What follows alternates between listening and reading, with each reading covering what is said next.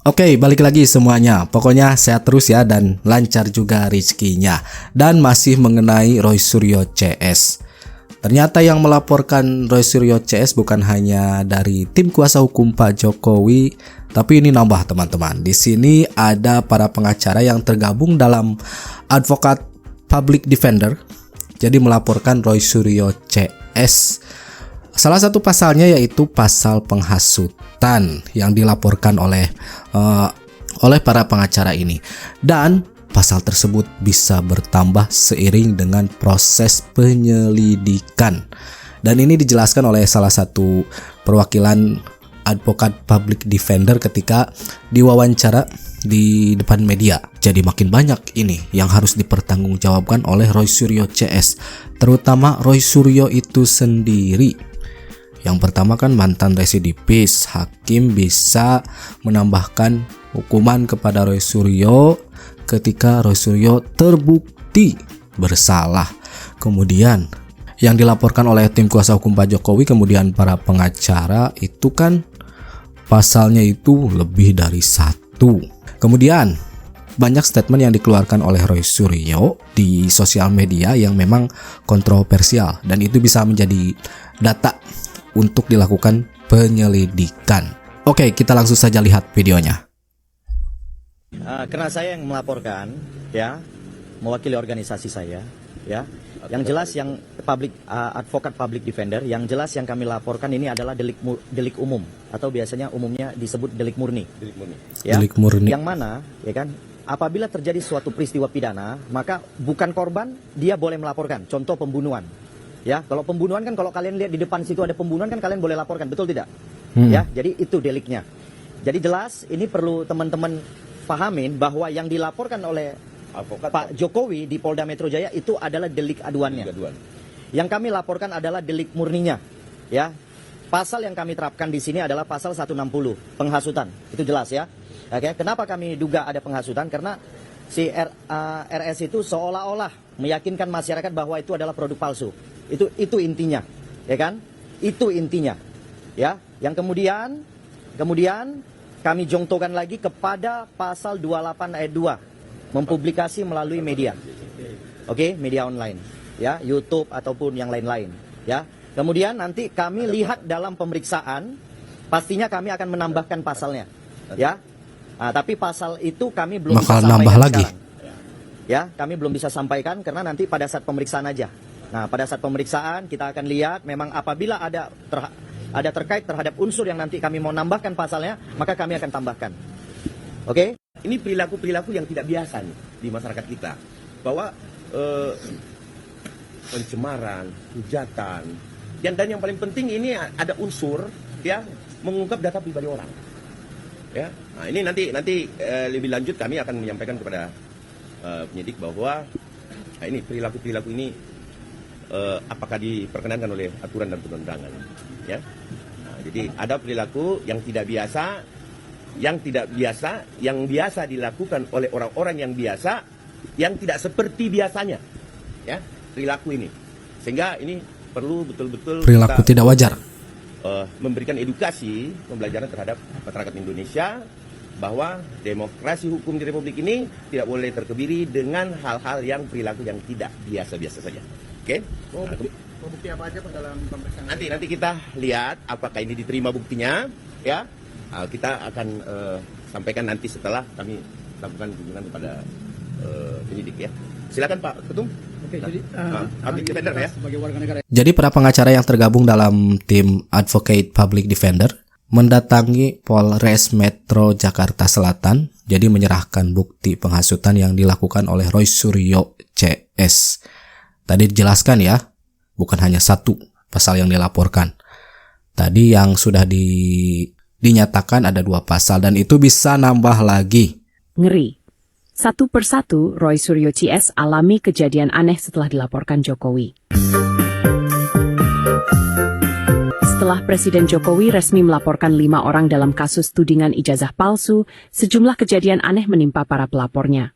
Salah satu yang paling vokal Roy Suryo kini ramai dibicarakan usai kabar duka dan musibah menerpa rekan-rekannya. Dr. Tifa, rekan Roy, kehilangan kakak kandung yang merupakan sahabat Roy Suryo sejak masa sekolah. Oh, yang ini. Sementara itu, mangkir. Rizal Fadila dilaporkan mengalami kecelakaan Katanya. setelah pulang dari Bareskrim Polri. Ia ditabrak motor di Bandung saat hendak menyeberang jalan dan harus beristirahat atas saran dokter. Kita tidak menyambungkan ini ke kasus Jokowi, tapi ya, aneh saja, ucap kuasa hukumnya. Tak hanya mereka, saksi pihak Jokowi sendiri, Bambang Prasetyo, juga dikabarkan meninggal dunia setelah memberikan keterangan di persidangan. Publik pun ramai berspekulasi. Ini peringatan?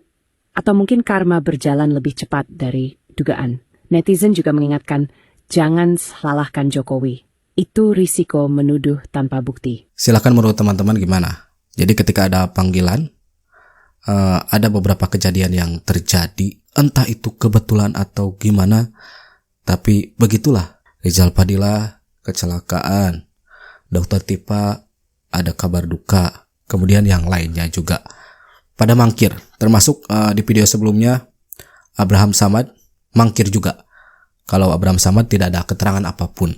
Bisa kebetulan gitu ya. Dengerin ini, Roy Suryo ngomong.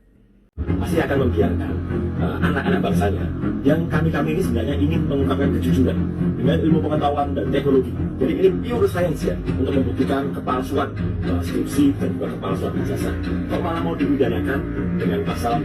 Ingat Roy Suryo, gua langsung keinget tentang penistaan agama yang telah dia lakukan. Dia membuat meme Stupa ya? hanya karena sentimen dia terhadap Bapak Jokowi. Di stupa itu ada muka Pak Jokowi, terus dia repost, akhirnya masuk penjara. Lalu ngomong seolah-olah dia ini adalah orang yang paling berilmu pengetahuan. Ya, gua aja sampai lupa kalau dia ini mantan menteri. Lu bahas ijazah apa pentingnya hari ini? Syarat minimal menjadi presiden juga kan hanya SMA sederajat. Apalagi kalau misalnya nanti terbukti kalau Pak Jokowi itu ijazahnya nggak palsu. Ya, maksud gue gini, ini bukan perkara tentang Pak Jokowi atau bukan.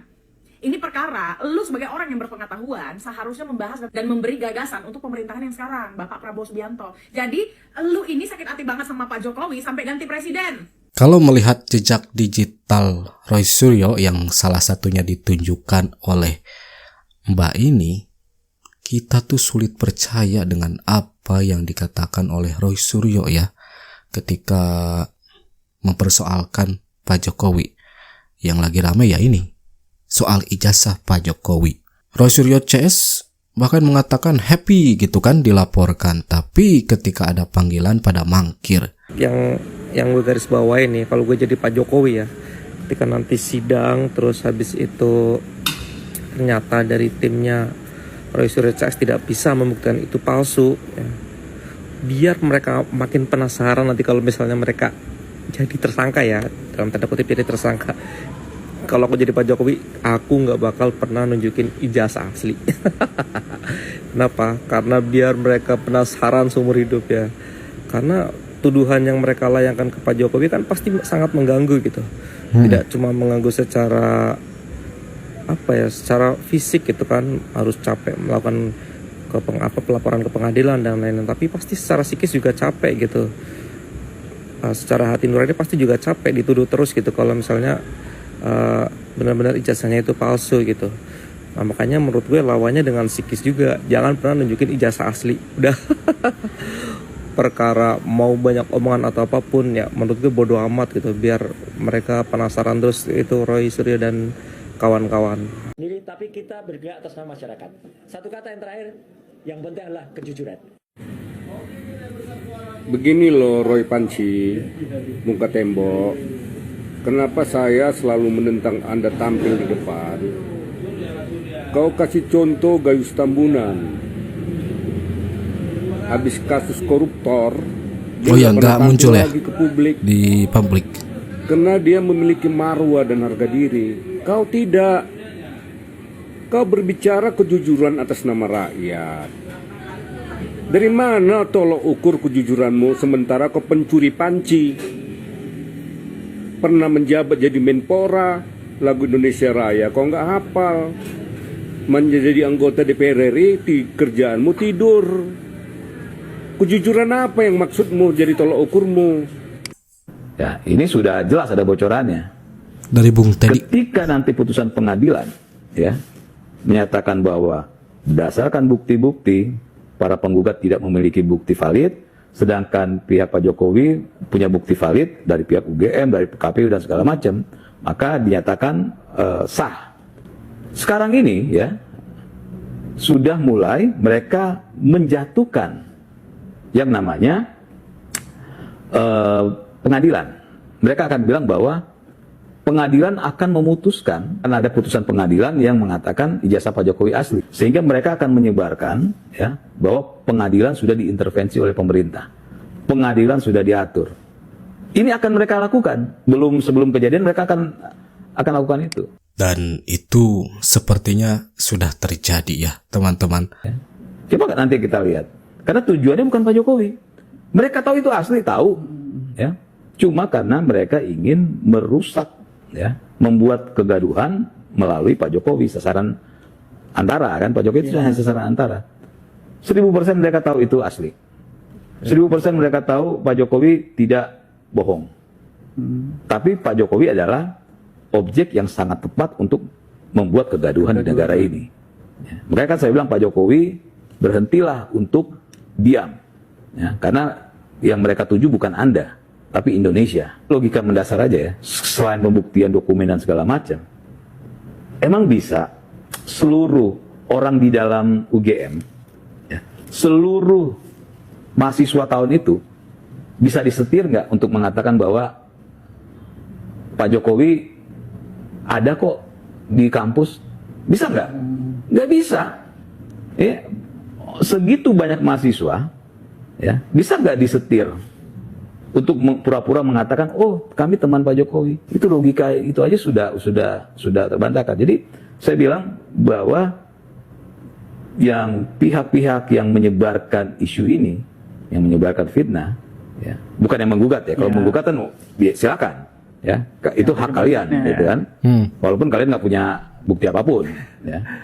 Tapi kan yang menyebarkan isu, mau menyebarkan fitnah ini, itu mereka tahu itu asli, gitu kan. Tapi memang dilakukan karena supaya tetap terjaga keriuhan ini, kekisruhan ini tetap terjaga. Sudah ada bocorannya. Oh, berarti memang disengaja didesain. Memang disengaja didesain. Nah itu yang dijelaskan oleh Bung Teddy ya. Jadi ada tujuan dibalik isu ijazah Pak Jokowi. Bahwa pertama, Pak Jokowi meyakini betul bahwa ijazahnya asli. Kedua, telah menyelesaikan perkuliahan sesuai prosedur sehingga layak mendapat titel kesarjanaan, termasuk skripsi yang dibuatnya pun dibuat secara benar, ya.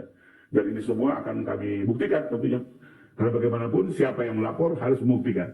Nanti tinggal kita adu pembuktian masing-masing dan tinggal dilihat tujuan dan motif dari masing-masing. Salah satu tim kuasa hukum Pak Jokowi menyatakan intinya diadu di pengadilan. Kemudian temukan motifnya seperti apa. Apa sih tujuannya Roy Suryo CS ini yang mempermasalahkan ijazah Pak Jokowi. Apalagi Bung Teddy tadi sudah menjelaskan ada motif tertentu ya, yang memang Pak Jokowi itu menjadi objek dari Roy Suryo CS itu sendiri. Tadi kan dibilang menjaga kerusuhan ini. Waduh, kalau rusuh terus gimana kan? Makanya Pak Jokowi mengambil tindakan, mengambil hak penuhnya, yaitu melaporkan Roy Suryo CS